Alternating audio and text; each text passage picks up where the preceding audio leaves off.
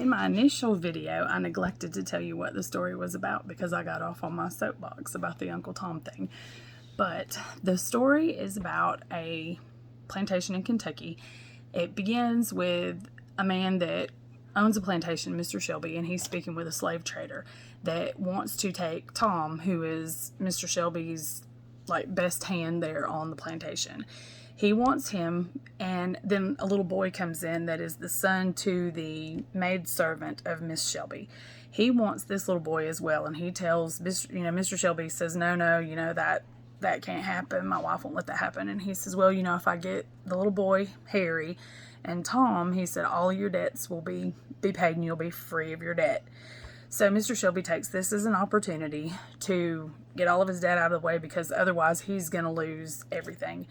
So Eliza, the mother of Harry, hears what's going to happen. So during the night, she sneaks out with Harry and tries to get Tom. She goes down to where Tom and Chloe live, and she tries to get Tom to go with her because she tells him, what's going to happen to him the next morning as well.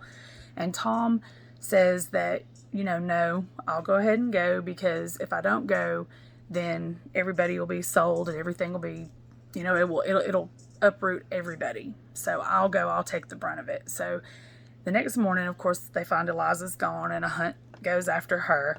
And Uncle Tom ends up going on with the trader, Mr. Haley, and other slave traders are hunting down Eliza. Well, she ends up making it across the Ohio River and ends up in the hands of some Quakers who take care of her and get her on to Canada. And also, she has a husband who was at a different farm, and he ends up escaping, and they end up meeting up. So the two of them, end up back together. Tom ends up meeting a little girl and her father on the boat down to New Orleans, and the little girl likes Tom so well, she talks her dad into buying him. So he goes to live at the St. Clair plantation, and he's treated very, very well there. He's basically the little girl's companion. And he's just in a very, very good place. Tragedy ends up happening, and Tom is moved on to a slave auction down in New Orleans.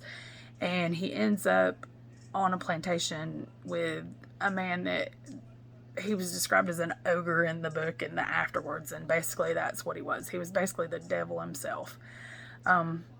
So the book is pretty good and nothing really bad is happening until you get to the very last chapters, and then it just really upsets you.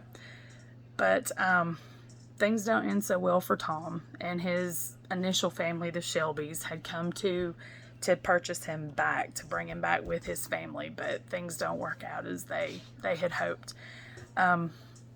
But during the whole time that Tom was going through the things that he was able to keep his faith, and he always put God first. At one time, he started to kind of fall from his faith, but he was brought back to it, and it's just a really, really good story. There's a lot of, religious context in with it, and just the faith that man had. It was a really, really good story, and I was surprised to find out that it was true, I guess. It's based on truth, and a lot of the information that Harriet Beecher Stowe either came firsthand or from people that she knew telling her these stories that had happened. So I know people can be bad, but it was just hard to believe that Legree man was actually a real person in the way he did things. But so that's kind of the story in a nutshell without telling you all of it. So I do hope that you read it.